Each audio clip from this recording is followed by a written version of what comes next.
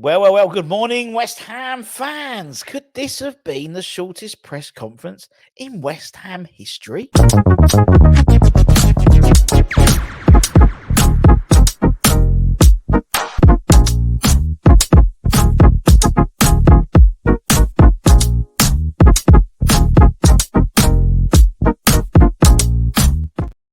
Yes, everybody, Russ on the West Ham Network. Hope you're safe and well. Hammer's headlines associated with KUMB.com. Obviously, a bit earlier today because the press conference had literally just finished. Billy McKINLey took charge of possibly the shortest press conference ever. As always, it is with these sort of these broadcast sections of cup games, particularly obviously with the embargo stuff happening and probably being released a little bit later on ahead of the game against Bristol City in the FA Cup third round replay tomorrow night at Ashton Gate. Straight off the bat, let's talk about the team news. Billy was asked about obviously who's going to be fit, who's not going to be playing, and he basically said, the game tomorrow, Lucas Paqueta is not available, and the same for Jarrod Bowen. They got injuries in the last game and will determine their availability for future games after tomorrow. We're short of a couple of players, so we'll make some changes. So will that mean, for example, maybe some of the under-21s being called up? Obviously, we've had quite a rough ride of it in the cup competitions last week. I was saying, we had the under-21s getting knocked out by Wycombe in the EFL Trophy 2-1. We had the under-18s getting knocked out in the FA Youth Cup against Man City 2-0 after extra time. And to be honest, easily we could have won that game, I think, to be fair. And obviously the women get knocked out of the FA Women's Cup against Chelsea 3-1 away. All the under-21s are at the 18s game at Rush Green. Our PL2 player of the month, Callum Marshall, was there, and Patrick Kelly and Caelan Casey, and they were all there. And it was a really good game, actually, 18s. We should have won it to death. Jeremy Amulu should have scored, really. And shout out to my new favourite player in the academy, our right back or right side of a back three he played yesterday, on Friday, rather. The 16-year-old Erdris Golombekis. He is a baller. He is brilliant. And if we can keep him, God, he's going to be a good player of the future. Only 16, and he didn't look out of place at all against a very good, arguably the best side in the under-18s in terms of Man City. He held his own more than enough.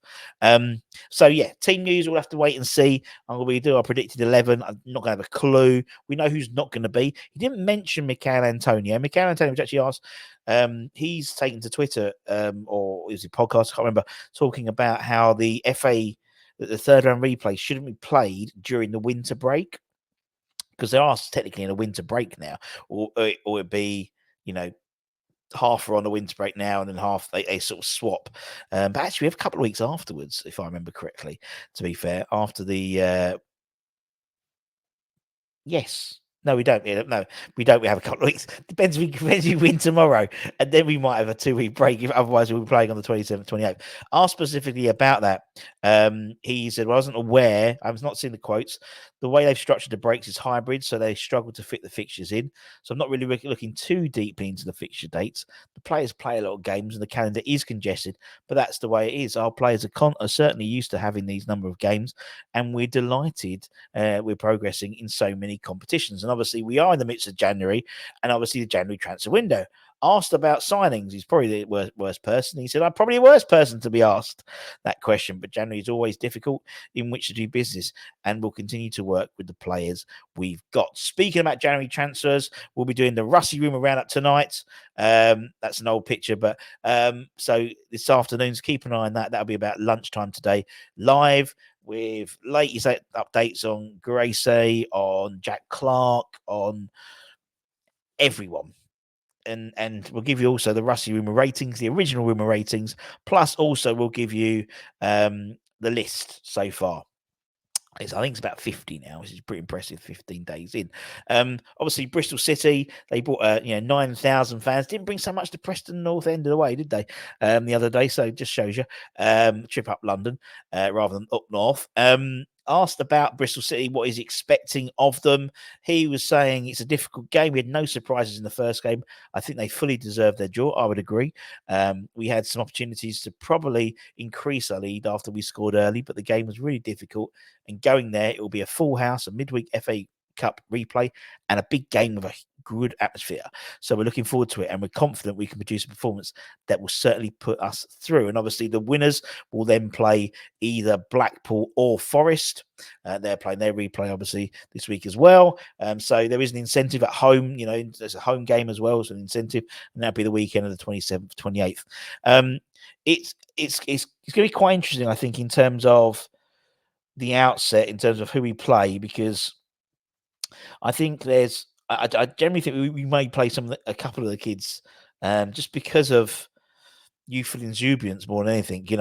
We've seen quite a few of the players, and Moisey was at the game on Friday at Rush Green, and so I think there's a few that could definitely feature, even in the matchday squad for the game. So.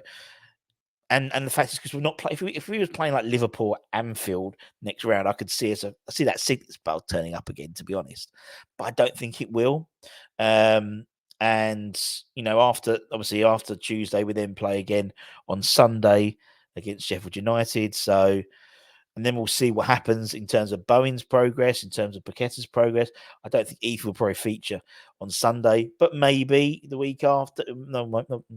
Then the week after, you've got the next round of the FA Cup if we get through. Then the Thursday, the first, I think that's when you're probably more likely to see Bowen maybe back. We don't know. We just genuinely don't know.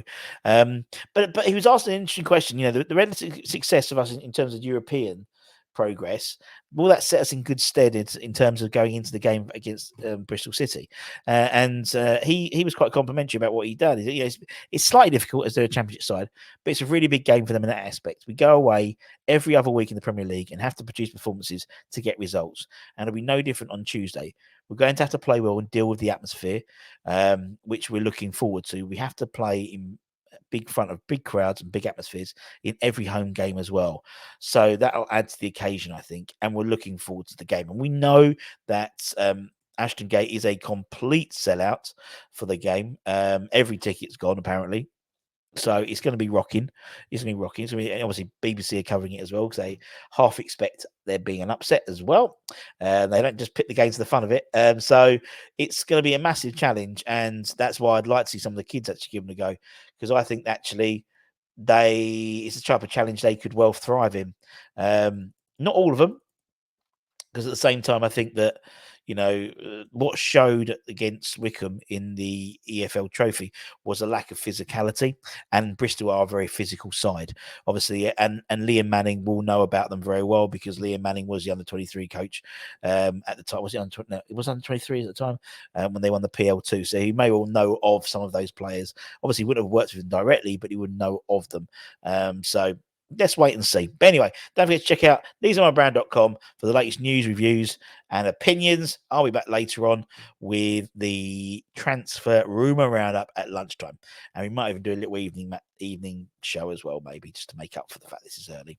Anyway, take care. Much love. Stay warm, stay safe, stay humble, and keep the faith. And come on, you bloody irons. Irons. Irons.